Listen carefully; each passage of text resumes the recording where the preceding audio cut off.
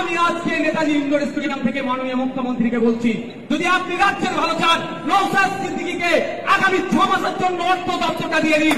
রাজ্যের অর্থনীতির অবস্থা আমি পরিবর্তন করে দেখিয়ে দেবো।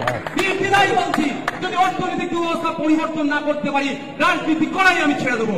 যেদিন দায়িত্ব দেবেন তার পরের দিন থেকে সরকারি কর্মচারীদের কেন্দ্রীয় সমানের টিএর ব্যবস্থা করে দেবো, এবং যে কটা সমাজ কল্যাণমূলক প্রকল্প চলছে একটাও বন্ধ হবে না, সবটাই চালাবো। তাই বলছি, মমতা ব্যানার্জি যদি সদিচ্ছা থাকে, নওশাদ সিদ্দিকীর হাতে রাজ্যের অর্থ দপ্তরটা মাত্র 6 মাসের জন্য তুলে দিই, যে হয় কি হয় না দেখিয়ে দেবো। আমাদের রাজ্যের সম্পত্তি আছে, দেশের অনেক সম্পত্তি আছে, চুরি হয়ে যাচ্ছে। এই মমতা ব্যানার্জি তার ভাই বোনের নেতৃত্বে সম্পত্তিগুলো চুরি হয়ে যাচ্ছে। চুরি আটকালেই শিক্ষা কেন্দ্রে যেমন মান উন্নয়ন হবে, ডাক্তার যেমন পৌঁছে যাবে, হসপিটালে বেডও পৌঁছাবে, নতুন নতুন চাকরি হবে, এবং সরকারি কর্মচারীদের কেন্দ্রীয় সমানে টিওর ব্যবস্থা করা যাবে। আমি আবারও চ্যালেঞ্জ করছি মমতা ব্যানার্জি মহাশয়।